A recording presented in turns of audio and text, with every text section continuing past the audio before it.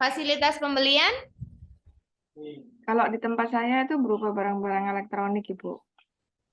contohnya Laptop, itu dibeliin. ya dibeliin. Oh, bisa. Motor. Enak banget ya di tempat kamu. Ya Kalau gitu. butuh kulkas gitu dibeliin. Ya, kulkas. Kulkas itu untuk ditaruh di kantor atau bisa dibawa pulang? Oh, enggak, itu nanti ada. Jadi gini, Bu, misalnya ya, Bu ya, kalau di luar itu jadi rumah sakit itu maaf Kak. Kantor saya kan rumah sakit ya, Bu. Saya terbiasa nyebutnya rumah sakit. Kalau misalnya program pembelian elektronik gitu, Bu, biasanya kami kerjasama dengan satu toko. Terakhir kemarin tuh sama Hartono Elektronik ya. Itu terus nyebar flyer, karyawan itu butuh apa aja. Nah, dari situ sama seperti yang pertama tadi, Bu. Dan harganya tuh yang murah sekali. Misalnya kalau di harga pasar itu lemari es itu yang 2 pintu sekitar 10 gitu ya. Kalau dapat dari kantor itu sekitar 7 ya. 7 7,5 lah, Bu. Karena Berarti juga bantuan untuk belinya pembelian khusus barang-barang elektronik. dan karena belinya juga nggak satu kan, Bu. Terus Oke. dari situ itu bisa dipotongkan gaji atau dicicilkan itu bisa sampai 5 tahun. Jadi setelah kulkasnya rusak gitu baru lunas gitu, Bu, ceritanya. Oh, tapi kan tetap nyicil pakai gaji kan? Ya, tetap nyicil pakai gaji, tapi kan harganya lebih murah dan itu bisa nyicil sampai 5 tahun nih, Bu. Gimana bisa dapat begitu? Ya, boleh. Ada lagi yang bisa kasih contoh fasilitas pembelian? Ini saya contoh untuk jasa sih, Bu. Mm-mm. Ya kalau di maaf, kalau di instansi yang pelayanan medis seperti rumah sakit tadi seperti Mbak Neni ataupun laboratorium klinik itu kan biasanya setiap akhir tahun atau periode awal tahun ada medical check up dengan promo-promo khusus seperti itu, Bu.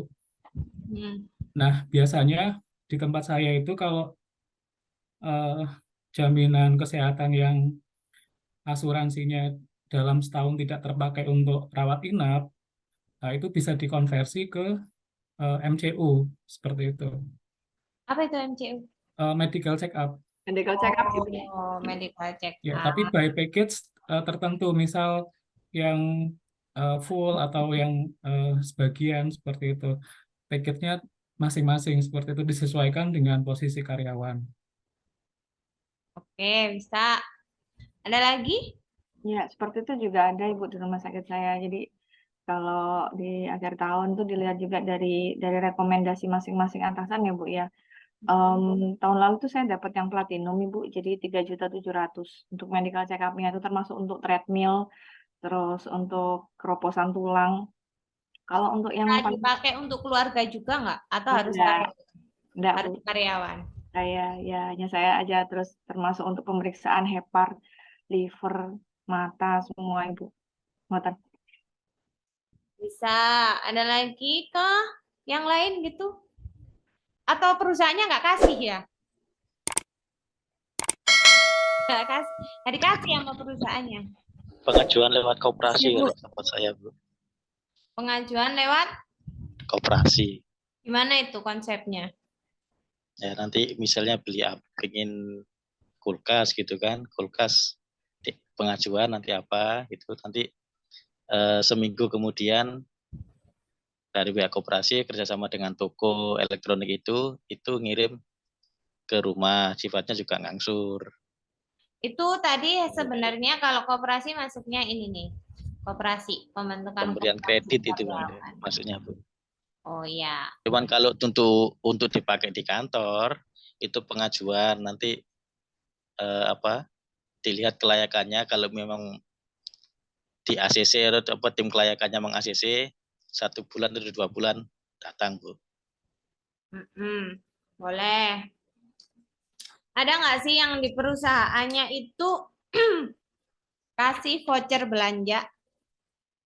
Tempat saya ada, Bu. Ada kan? Biasanya itu 1 bulan dikasih 200.000 untuk belanja di mana, di supermarket mana gitu. Atau kalau biasanya perusahaannya atau tempat kerjanya itu jualan barang seperti misalnya toko kue, itu kan ada fasilitas pembelian khusus karyawan. Jadi kalau beli atas nama karyawan itu ada potongan 30%. Ada pernah dengar kayak gitu? Di tempat saya, apartemen itu dapat diskon DP 30% atau dapat furniture. Dapat furniture. Itu kalau karyawannya yang beli. Ya, Nah, itu salah satu bentuk contoh fasilitas pembelian yang lain. Tuh.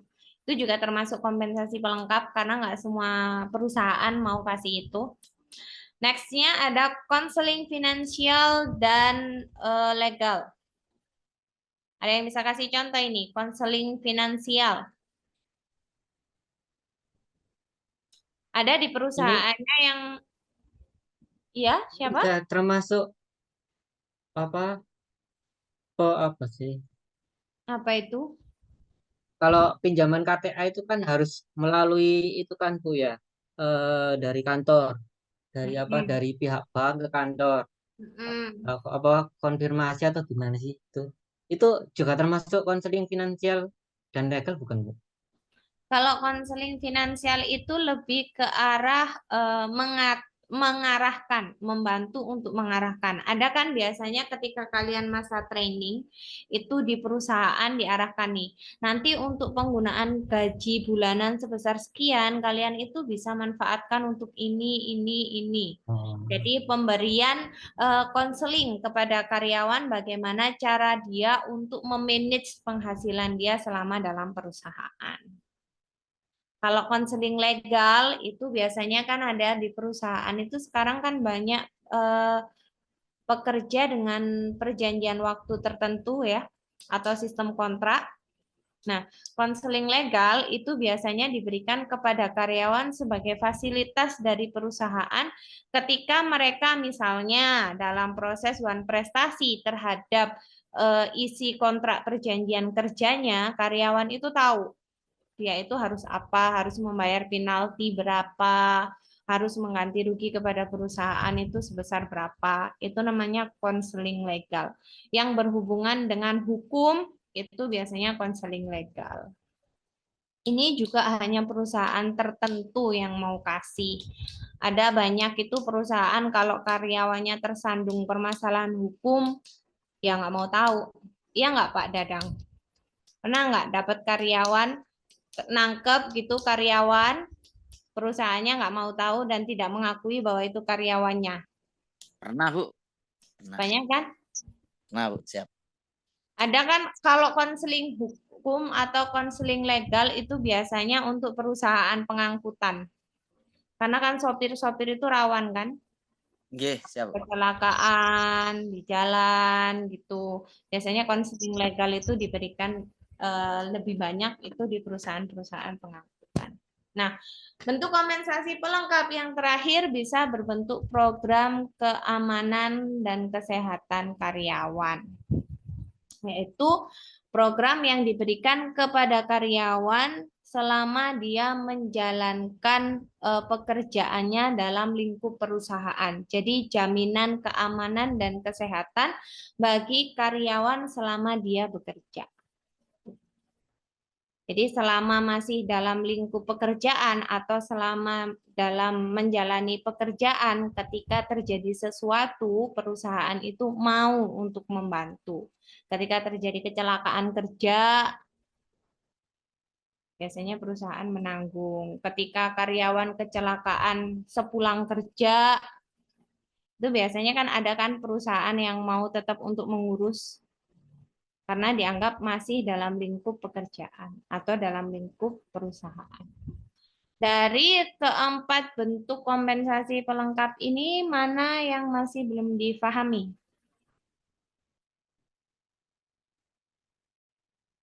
Sudin? biasanya yang legal itu dalam bentuk apa, Bu? Perlindungan hukum atau bantuan terhadap bantuan hukum. Jadi misalnya orang-orang awam itu kan tidak tahu ketika diawan prestasi terhadap isi kontrak perjanjian kerja misalnya. Nah, saya ini harus apa? Masa saya nggak kerja, saya mau mengajukan resign, tetapi 6 bulan itu saya harus mengganti penalti kepada perusahaan. Kalau saya nggak mengganti, gimana? Tuh. Itu konseling atau bagian bantuan hukum akan memberikan kamu masukan-masukan sekiranya nantinya ada atau memediasi antara perusahaan dan karyawan dalam menyelesaikan kasus hukum yang saat ini dijalani. Ria Ayu mau ini kah? Mau konseling legal kah? Enggak, cuma bingung. Berarti konseling legalnya itu antara karyawan sama perusahaannya aja ya, Bu? Bukan di luar dari itu. Selama dalam lingkup pekerjaan.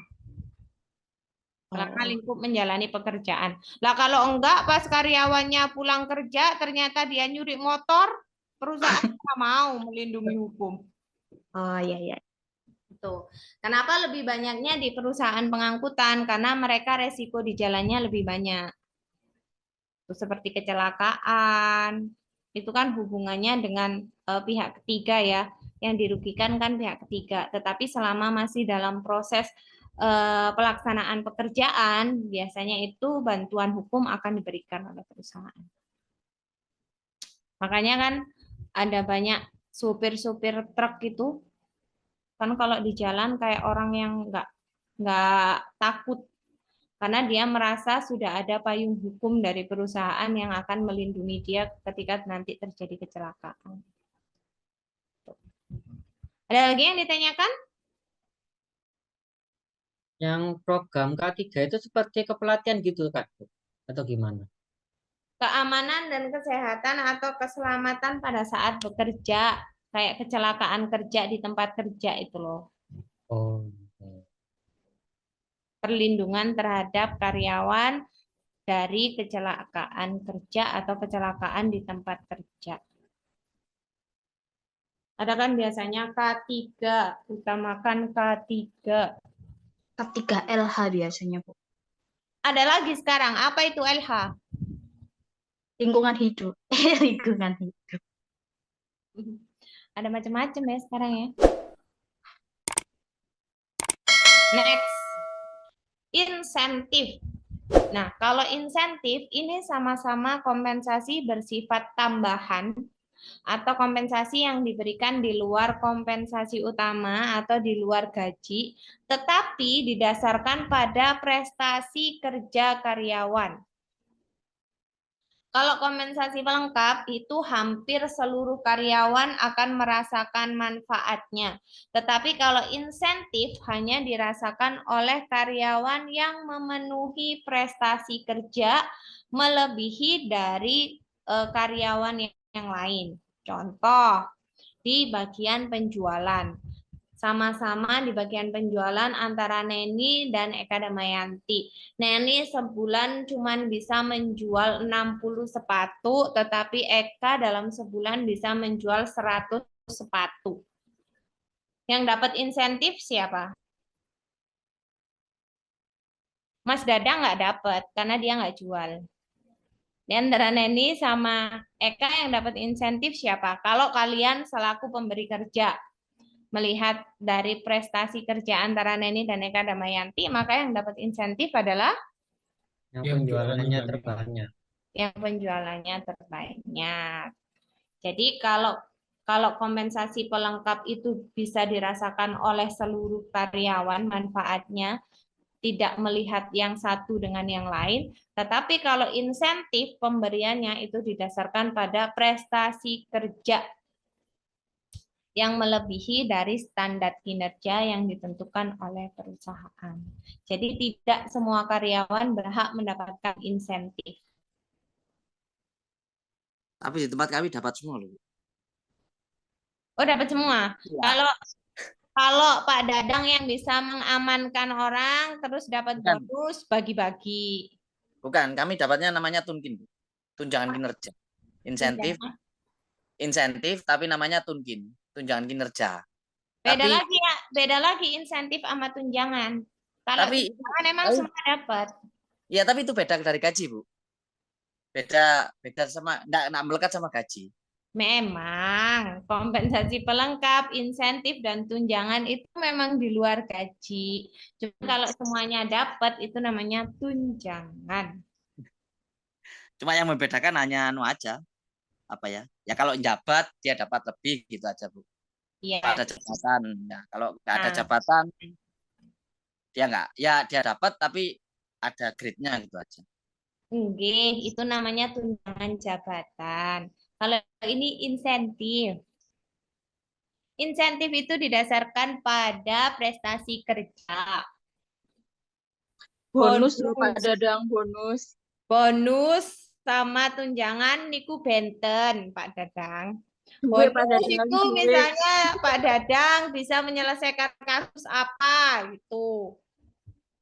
Nggak Misalnya ada bisa itu. menyelesaikan mengungkap kasus apa kek. Nah, itu dapat bonus, uangnya cair. Itu namanya. Oh, nggak ada pernah itu. Nggak pernah. Oh, nggak pernah cair. Nggak pernah dapat. Nggak ada. Ya cuma selembar kertas sama ucapan terima kasih. Nah, berarti makanya nggak ada insentif berarti. Lembar kertasnya berupa cek tah, Mas. Ya, betul. Nggak, selembar kertasnya ya telah mengungkap prestasi, telah mengungkap apa gitu. Oh iya. Tapi masa nggak ada penghargaan itu Pak? Nanti Loh, Pak iya. Dadang ditarget kasus, Pak. Penghargaannya cuma penghargaannya Guyon, cuma Pak, guyon ya. oh enggak Guyon, Mas Dadang. enggak Loh, Oh, nggak apa-apa, boleh lewat endi.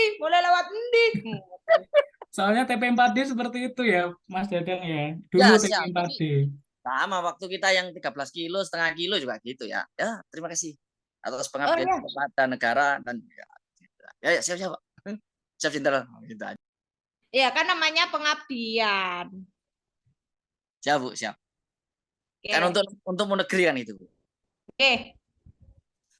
Nah, bentuk-bentuk insentif itu ada bentuk insentif material, ada insentif non material. Nah, kebetulan karena Pak Dadang tadi tidak mendapatkan beberapa lembar, hanya 1 lembar ucapan terima kasih, berarti insentifnya dalam bentuk Non material.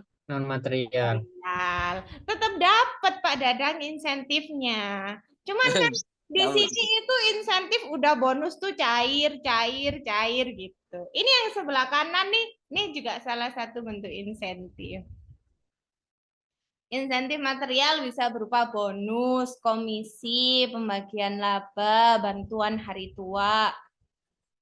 Nah, kalau insentif berbentuk non-material itu ada berbentuk jaminan sosial, pemberian piagam penghargaan atau selembar kertas ucapan terima kasih. Yang ketiga berbentuk promosi jabatan atau promosi kenaikan jabatan. Pak Dadang udah dapat promosi kenaikan jabatan? Nggak ada Bu, kecuali kalau sekolah. Oh, kalau sekolah. Ini makanya sekolah ini mau untuk naik jabatan. Ya, semacam itulah Bu. Siap Bu. Itu nanti dapat insentif yang poin C, promosi jabatan kalau sudah lulus sekolah-sekolah. Oke, next. Apa tujuan pemberian insentif? Jadi pemberian insentif ini tidak hanya bisa untuk stimulus bagi karyawan, tetapi juga bagi perusahaan. Yang pertama, tujuan pemberian insentif atau tambahan di luar gaji berdasarkan prestasi kerja itu yang pertama, bagi perusahaan bisa untuk mempertahankan loyalitas karyawan yang berprestasi. Jadi terkadang orang-orang itu kurang sadar ya, perusahaan-perusahaan itu.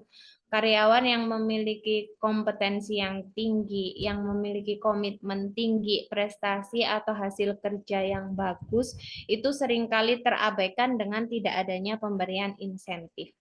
Padahal pemberian insentif itu bagi perusahaan bisa untuk mempertahankan loyalitas karyawan yang berprestasi itu tadi. Yang kedua, menurunkan tingkat perputaran tenaga kerja. Dan yang ketiga, meningkatkan produktivitas perusahaan. Jadi dengan adanya pemberian insentif di luar gaji atau bonus di luar gaji, maka karyawan akan lebih semangat untuk menunjukkan prestasi kerjanya. Sehingga kalau prestasi kerja karyawan meningkat secara otomatis, tingkat produktivitas di perusahaan tersebut juga akan meningkat. Nah, lalu tujuan pemberian insentif untuk karyawan sendiri itu apa? Yang pertama, meningkatkan standar kehidupan dengan diterimanya pembayaran di luar gaji pokok.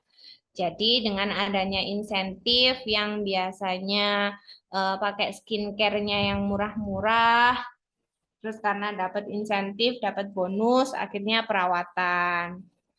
Skincare-nya yang mahal-mahal. Yang kedua, untuk meningkatkan semangat kerja karyawan sehingga mendorong mereka untuk berprestasi lebih baik. Jadi dengan adanya pemberian insentif, maka karyawan akan merasa memiliki motivasi untuk lebih berprestasi atau untuk lebih meningkatkan semangat kerjanya lagi. Next, tunjangan. Ini tadi yang dibahas oleh Pak Dadang.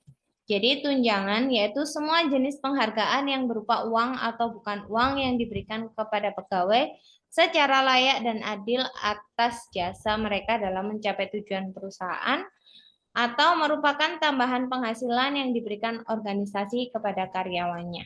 Kompensasi pelengkap dan tunjangan ini hampir sama, diberikan oleh perusahaan kepada karyawan berdasarkan kebijakan sehingga manfaatnya bisa dirasakan langsung oleh seluruh karyawan tanpa melihat prestasi kerjanya. Nah, apa yang membedakan antara kompensasi pelengkap dengan tunjangan?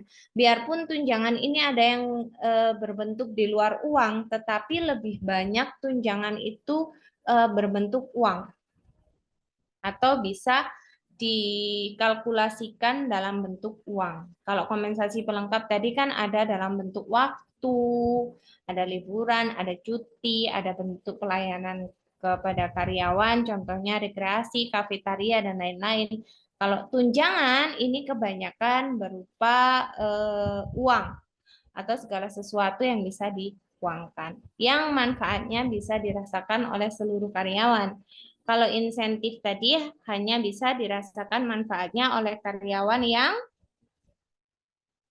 yang berprestasi. Maka kalau tunjangan ini bisa dirasakan oleh seluruh karyawan tanpa melihat prestasi kerjanya. Nah, apa saja jenis tunjangan? Yang pertama ada tunjangan pengangguran, yaitu asuransi pengangguran bagi para karyawan yang telah diberhentikan bukan karena kesalahan karyawan.